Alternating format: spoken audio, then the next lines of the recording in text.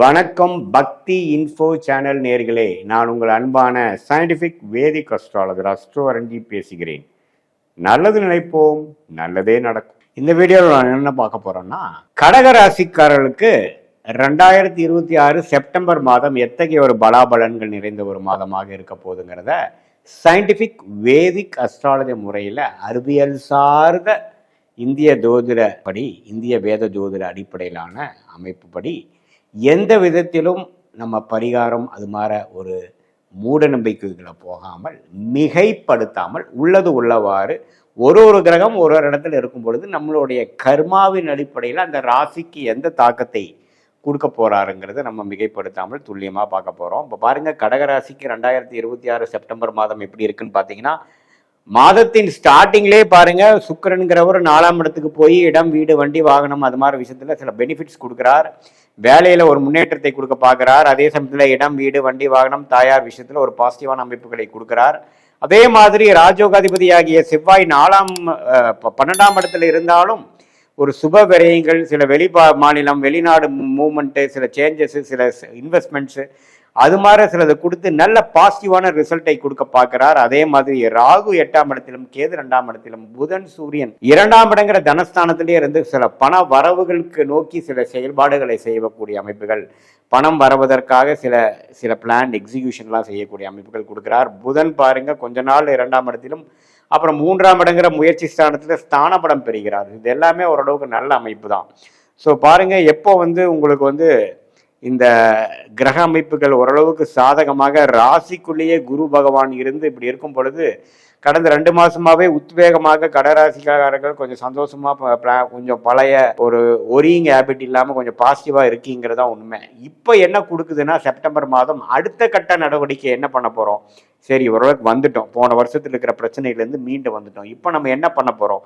பல சுப விரயங்கள், பண ஃபினான்ஷியல் இஷ்யூஸ், பல கடன்கள்லாம் போன வருஷம் ஆனதை படிப்படியாக இந்த 3-4 மாதமாக நம்ம குறைக்க பார்த்துட்டு இருக்கோம். அந்த அடிப்படையில் செப்டம்பர் மாதம் பார்த்தீங்கன்னா, எப்படி ஒரு கம்ப்ளீட்டாக சில விஷயங்கள் நம்ம பாசிட்டிவாக செய்ய முடியும், எப்படி சில நிவர்த்தி நம்மளுடைய கடனை அடைத்து அடுத்த லெவலுக்கு நம்ம போக முடியும், எப்போ நமக்கு ஒரு ரிலேஷன்ஷிப்பில் ஒரு பேட்சப் பண்ணி ஒரு நெக்ஸ்ட் லெவல் கொண்டு போகிறது, எப்போ நம்ம வாழ்க்கையில் அடுத்த லெவல் ஆஃப் இம்ப்ரூவ்மெண்ட், அடுத்த லெவல் ஆஃப் வசதிகள், அடுத்த லெவல் ஆஃப் பாசிட்டிவான ஒரு பிளாட்ஃபார்ம்குள்ளே எப்படி போக முடியும், நம்மளுடைய ஃபினான்ஷியல் ஸ்டெபிலிட்டி எப்படி பண்ண முடியுங்கிற காரியத்தை எடுத்து பண்ணும் பொழுது நல்ல ஒரு மாற்றங்களை கொடுக்கும். நல்ல ஒரு change of job, change of ஒரு பிஸ்னஸ் பண்ணணுங்கிற ஒரு இன்ட்ரெஸ்ட்டு, அதில் தேவையான சில அமைப்புகள், அதுக்கு வேணுங்கிற இன்வெஸ்ட்மெண்ட், அதுக்கு வேணுங்கிற இடங்கள், இது எல்லாமே நல்லா வரக்கூடிய அமைப்புகள் இருக்குது. அதே மாதிரி வீடு கட்டணும், இடம் வாங்கணும்னு நினைக்கிறவங்களுக்கு டக்குன்னு அமையற மாதிரி அமைப்புகள், சில காம்படிட்டிவ் எக்ஸாம்ஸ் எழுதணும்னு நினைக்கிறவங்களுக்கு டக்குன்னு ஓரளவுக்கு நல்லா கிளியர் பண்ணி நல்ல ஒரு பாசிட்டிவான ரிசல்ட் வரக்கூடியவங்க, வெளிநாடு வெளி மாநிலம் போய் படிக்கணும்னு நினைக்கிறவங்களுக்கு நல்ல ஒரு சேஞ்ச் கிடைக்கக்கூடிய அமைப்புகள், அதே சமயத்தில் பூர்வீகமாக அப்பாவனால கொஞ்சம் பிரச்சனைகள் வந்துட்டு இருக்குங்கிறதுக்கு அப்பா மூலமாக கொஞ்சம் பேச்சப் பண்ணி நமக்கு அதுக்கு வர வேண்டிய சில சப்போர்ட்டுகள், இது மாதிரி பல விஷயங்கள் நம்ம பாசிட்டிவாக வரக்கூடிய அமைப்புகள் இருக்குது.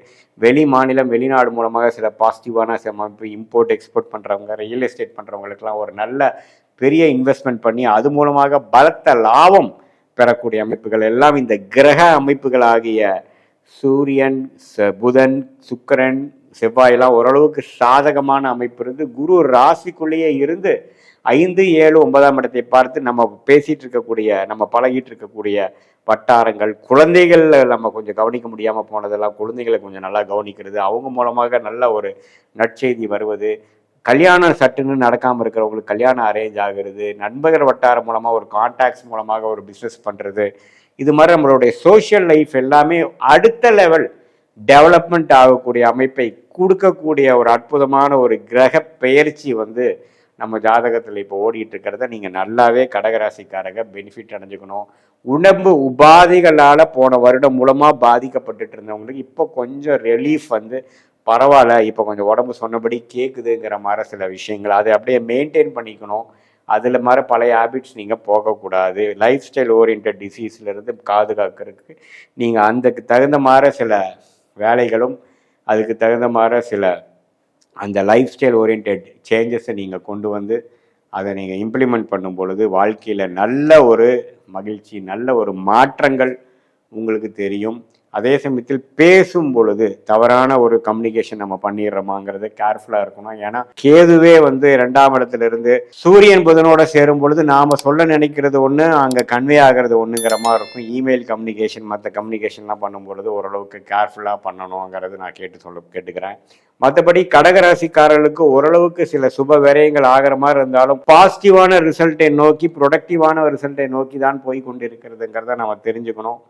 ஸோ அதனால் நம்ம ஓவர் திங்கிங் பண்ணாமல் நம்ம பிளேட்டில் இப்போ கடவுள் என்ன வைத்திருக்கிறாரோ அதை டக்குன்னு எவ்வளோ தூரம் ஸ்திரத்தன்மையோட க்ரியேட்டிவாக நம்ம செய்ய முடியுமோ பலனை எதிர்பார்க்காமல் நம்ம ப்ராசஸை கரெக்டாக செய்யும் பொழுது இப்போ இருக்கக்கூடிய கிரக அமைப்பு மூலமாக நல்ல பலன்கள் வயது வித்தியாசம் இல்லாமல் எல்லா கடகராசிக்காரர்களுக்கும் உண்டு. அஸ்தம சனி எல்லாமே முடிந்து விட்டது. உங்களுக்கு உண்மையில் வர்றதெல்லாம் கொஞ்சம் பாசிட்டிவான விஷயமா இருக்குதுங்கிறத தெரிந்து கொள்ள வேண்டும். இது ஒரு பொதுவான பலனே தவிர உங்களுடைய ஜென்ம ஜாதகத்தில் நீங்கள் எந்த தேதி எந்த நேரத்தில் பிறந்தீங்கன்னு வச்சு ஜாதகத்தை போட்டு நீங்கள் எந்த லக்னத்தில் பிறந்தீங்க, நீங்கள் எந்த நட்சத்திரத்தில் பிறந்தீங்க, நீங்கள் வந்து ஆயிலி நட்சத்திரமா, பூச நட்சத்திரமா, புனர்பூச நட்சத்திரமா, எந்த மாதிரி ஒரு தசா புக்திகள் போய் கொண்டிருக்குது. அந்த தசநாதனும் புக்திநாதனும் இப்போ கோச்சாரத்தில் எது மாதிரி ஒரு அமைப்பில் வந்து போய் கொண்டிருக்கிறார்கள். அதோட ஸ்தானபலம் திக்பலம் என்னங்கிறது எல்லாமே 9 கிரகம் 12 கட்டத்தில் 27 நட்சத்திரத்தில் சேர்த்து வைத்து பார்க்கும் பொழுது ஒரு துல்லியமான பலன்கள் அடுத்து வரக்கூடிய ஷார்ட் டேர்ம் எப்படி இருக்குது, அடுத்து வரக்கூடிய லாங் டேர்ம் எப்படி இருக்குது, எது மாதிரி விஷயங்கள் நமக்கு நன்மை பயக்கும், எது மாதிரி விஷயங்கள் நமக்கு சரியாக வராது, நமக்கு பிடித்தமான துறை என்ன, நம்மளுடைய வேலையாக தொழிலாக எது மாதிரி நேரத்தில் மாறலாம், எப்போ திருமணம், எப்போ குழந்தை பேரு, எப்போ நம்ம கடன் அடையுங்கிற மாதிரி வாழ்க்கையில் இருக்கிற முக்கியமான தருணங்கள் ஒரு விஷயமும் ஒரு ஃபேக்கல்ட்டிஸும் நம்மளுடைய லைஃபை கவர்ன் பண்ணக்கூடிய அந்த 12 பாவங்களும் எது மாதிரி ஆதிபத்தியம் உங்கள் ஜாதகத்தில் இப்போ போய் கொண்டிருக்கிறதுங்கிறதை பார்த்து தசா புக்தி அந்தரம் சூக்ஷமம், தசை வந்து பல வருடங்கள் சேர்ந்தது தசை, ஒரு சில வருடங்கள் சேர்ந்தது புக்தி, சில மாதங்கள் சேர்ந்தது அந்தரா, சில வாரங்கள் சேர்ந்தது சூக்ஷமம் லெவலை நம்ம டிவைட் பண்ணி உங்களுக்கு இப்போ என்ன அந்தரம், என்ன சூக்ஷமம், என்ன புக்தி, என்ன தசா போகுதுங்கிறதை பார்த்து அதுக்கு தகுந்த மாதிரி கர்ம பலன்கள் எப்படி இருக்குதுங்கிறது பார்க்கும் பொழுது கடவுளால் கொடுக்கப்பட்ட இந்த தெய்வ சாஸ்திரத்தின் மூலமாக நம்ம சாதாரண மானிடராகிய நாம எந்த அளவுக்கு இதை பயன்பெற்று கொள்ளலாம், எப்படி இதை யூஸ் பண்ணி நம்ம லைஃப்ல தேவையற்ற விஷயங்களை தவிர்த்து நம்மளுடைய கர்ம பலனை நாமளே புரிந்து கொண்டு எதிர்நீச்சல் போடாமல் தேவையற்ற சமய விரயங்கள், தேவையற்ற பொருள் விரயங்கள் செய்யாமல் நமக்கு எந்த நேரத்தில் எது மாதிரி விஷயங்கள் நமக்கு செய்வது நல்லதுங்கிறதை தெரிந்து ஃப்ரஸ்ட்ரேஷன்ஸு, அந்த ஓவர் திங்கிங் அது மாதிரி விஷயங்கள்லாம் இல்லாமல் நம்மளுடைய யோகமான தொழில், யோகமான படிப்பு, நம்மளுடைய கரெக்டான தருணங்கள் எப்பொழுது எது மாதிரி விஷயங்கள் நமக்கு கரெக்டாக வருது. இப்போ நமக்கு சிந்தனையில் வரக்கூடிய ஐடியாஸ் வந்து பாசிட்டிவான ஐடியாவாக இருந்தாலும் அதுக்கு வேணுங்கிற எக்ஸிக்யூட் பண்ணக்கூடிய ஒரு டைம் லைன்ஸ் நமக்கு வந்துருச்சா அப்படிங்கிற ஒரு விஷயங்கள்லாம் தெரிந்து கொண்டு சயின்டிஃபிக்காக தெரிந்து கொண்டு எந்த ஒரு பரிகாரம் அது மாதிரி விஷயத்துக்கெல்லாம் போய் மிகைப்படுத்தி நம்ம ஒன்றும் பயப்படாமல் என்ன விஷயங்கள் எப்படி இருக்குதோ, நம்ம பாஸ்ட் வந்து மேட்ச் ஆகுதா, ப்ரெசென்ட் எப்படி இருக்குது, ஃப்யூச்சர் எப்படி இருக்குங்கிறதை தெரிந்து கொண்டு அதுக்கு தகுந்த மாதிரி வாழ்க்கையை திட்டமிட்டுக்கும் பொழுது வாழ்க்கையில் எளிதில் வெற்றி பெற முடியும். மீண்டும் மற்றொரு காணொளியில் சந்திப்போம். நன்றி, வணக்கம்.